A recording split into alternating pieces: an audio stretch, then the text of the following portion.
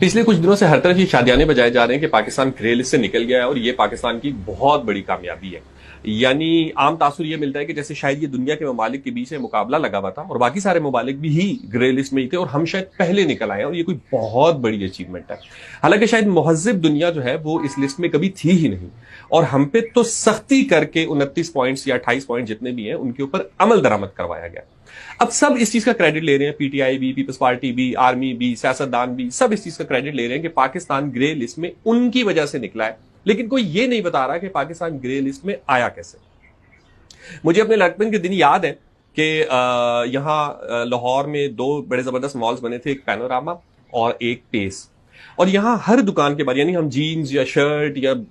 Shows وغیرہ جب لینے جایا کرتے تھے تو ہر دکان پہ ایک چھوٹا سا بکسا پڑا ہوتا تھا شیشے کا, اس پہ لکھا ہوتا تھا جہاد کشمیر میں اپنا حصہ ڈالیں,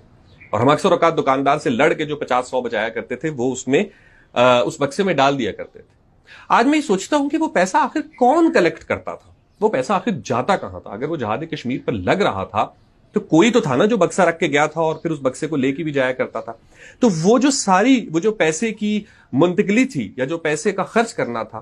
وہ کہاں ہوتا تھا, یہ آج تک ہمیں کسی نے نہیں بتایا. اسی طرح ہمیں کسی نے یہ نہیں بتایا کہ جنرل اختر عبد الرحمان, جن کے بارے میں ایک کتاب میں نے پڑھی تھی, افغان روسی شکست کا معمار,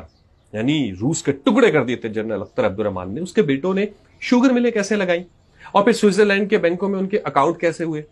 یہ بھی ہمیں کسی نے نہیں بتایا. آج تک ہمیں یہ بھی کوئی بتانے کی ضرورت نہیں کرتا کہ آخر ہر آرمی چیف ریٹائر ہونے کے بعد پاکستان کیوں چھوڑ جاتا ہے اور باہر جا کے وہ کوئی جزیرہ خرید رہا ہے, کوئی ہسپتال بنا رہا ہے, یا کوئی اور کسی قسم کا کاروبار کر رہا ہے. یہ پیسے کہاں سے آ رہے ہیں؟ وار آن ٹیرر میں پاکستان کو اربوں ڈالر کا نقصان ہوا, ہزاروں لوگ شہید ہوئے, لیکن پھر بھی ایک شخص جو کہ اس وقت حاضر سروس تھا اور اس کا کام یقیناً جو کہ وار آن ٹیرر چل رہی تھی وہ بہت مصروف ہوگا, آصم سلیم باجوہ صاحب, انہوں نے پیزا کی فرینچائزیز لگا لی. کیا ان کے پاس دوران ملازمت جبکہ جنگ بھی لگی ہوئی تھی اتنا وقت تھا کہ وہ اپنے کاروبار پہ فوکس کرتے, اور اس کاروبار کے لیے پیسہ کہاں سے آیا یہ بھی آج تک ہمیں کسی نے نہیں بتایا. ایان علی ایک ہی سال میں 80 سے زیادہ بیرون ملک کے سفر کر آئی, منی لانڈرنگ کا الزام لگا, کس کا پیسہ تھا اور کہاں کہاں جاتا تھا یہ بھی آج تک ہمیں کسی نے نہیں بتایا. لندن کے فلیٹس کی رسیدیں بھی نہیں ملی, فورن فنڈنگ کیس کا بھی ہمیں پتہ نہیں چلا. تو آپ یہ جو جن 29 نکات کا واویلا مچا رہے ہیں کہ ہم نے عمل درآمد کرا دیا, یہ تو آپ نے میرے جیسے اور ایک عام پاکستانی پہ لاگو کیے نا, کہ آج ہم ایک 10,000 روپے بھی بینک میں جمع کرانے جاتے ہیں تو ہم سے یہی سوال ہوگا کہ بھائی یہ پیسے کہاں سے کمائے ہیں. لیکن جن لوگوں کی وجہ سے یہ ملک گرے لسٹ پہ آیا تھا اور جنہوں نے ایکچولی بتانا تھا, جو اس رقم کی غیر قانونی منتقلی کے, چاہے وہ ملک سے باہر ہو یا ملک کے اندر ہو, جو اس کے ذمہ داران تھے, وہی آج شادیانے بجا رہے ہیں کہ ہم پاکستان کو گرے لسٹ سے نکال کے لے آئے. تو حضور والا, اگر آپ کو کچھ بتانا ہی ہے نا عوام کو, تو یہ بتائیے کہ جہاد کشمیر کے نام پہ جو چندہ جمع ہوتا تھا وہ کون جمع کرتا تھا, وہ پیسہ کہاں خرچ ہوتا تھا اور کیسے ہوتا تھا. ریٹائرڈ جرنیلوں کے بچوں نے شوگر ملیں کیسے لگائیں, لندن کے فلیٹس کہاں سے آئے,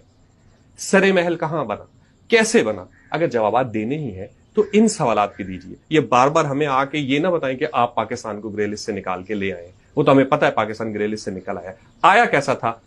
اس بارے میں بتائیں.